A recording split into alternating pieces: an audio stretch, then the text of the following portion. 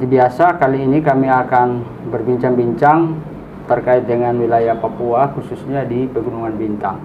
Selamat sore Pak Gabriel. Selamat sore. Apa kabar ini? Salam tahun baru, semangat baru 2021. Iya. Kita harus bangun dari Indonesia Timur. Pak Gabriel, kita kali ini seperti yang kami sudah sampaikan bahwa coba kita sedikit mengerucut di Papua, khususnya Pegunungan Bintang.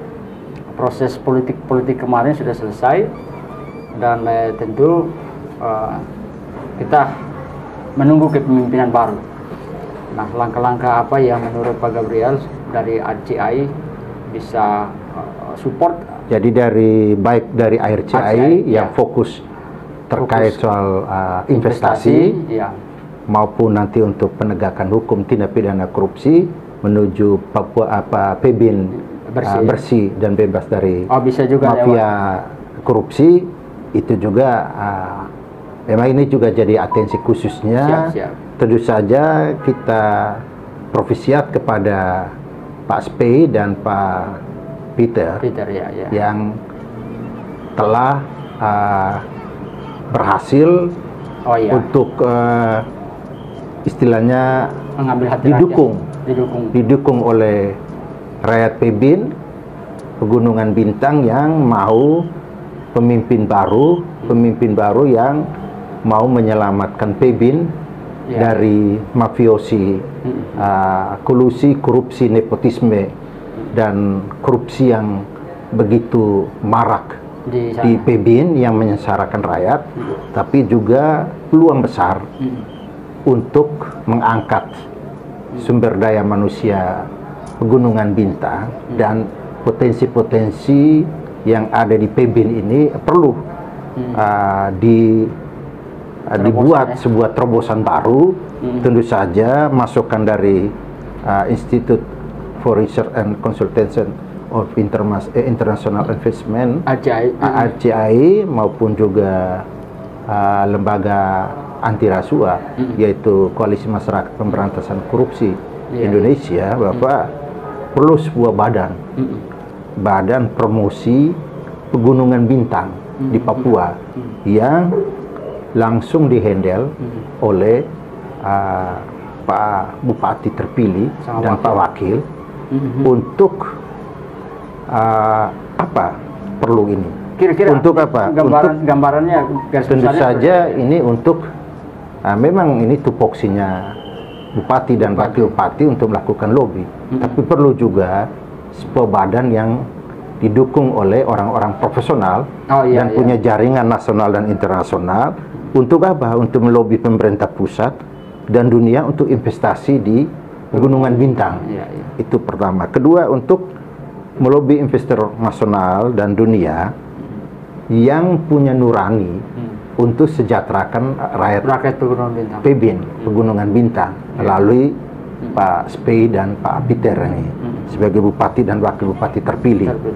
Dan selain itu mempromosikan Pegunungan Bintang ini baik SDM maupun potensi alamnya yang luar biasa di fora nasional dan internasional.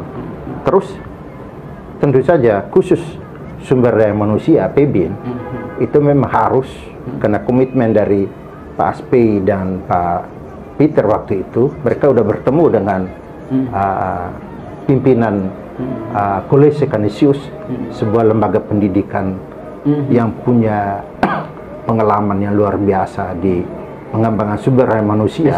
Itu siap untuk mendukung kalau beliau berdua terpilih untuk mempersiapkan SDM Pegunungan Bintang sehingga dia go nasional dan internasional dalam kepemimpinan. Selain itu juga karena Yesuit juga punya pengalaman untuk mengelola sebuah universitas atau lembaga pendidikan.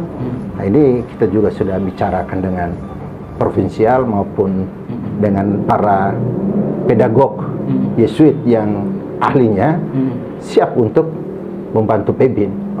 Dan ini peluang emas yang tidak bisa disia-siakan kalau beliau berdua konsisten dan komitmen sesuai dengan visi misi dan program ya. kerjanya untuk bagaimana mendorong SDM termasuk juga mensejahterakan rakyat Pebin.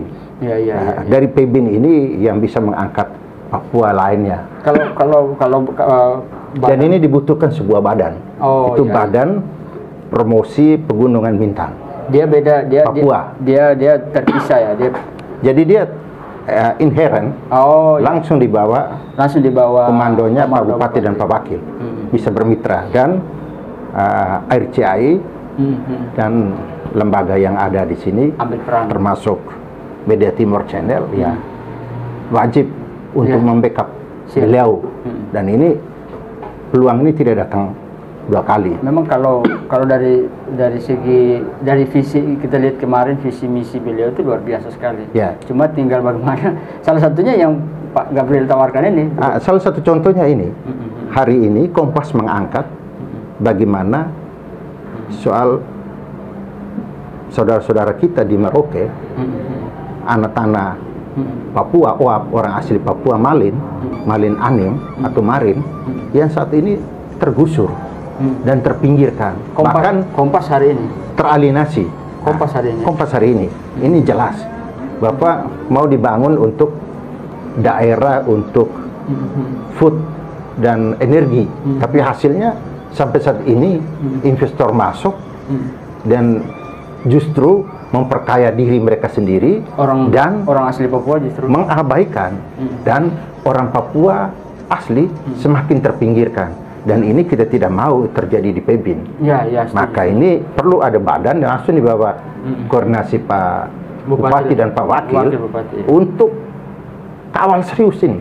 Dan kalau perlu orang-orang yang diundang untuk menjadi untuk investasi di sana, baik SDM maupun investasi jalur pintu itu lainnya itu melalui jalur ini, dan diseleksi betul. Jangan sampai terjadi seperti di Merauke. Di Merauke ini sekarang orang menyesal.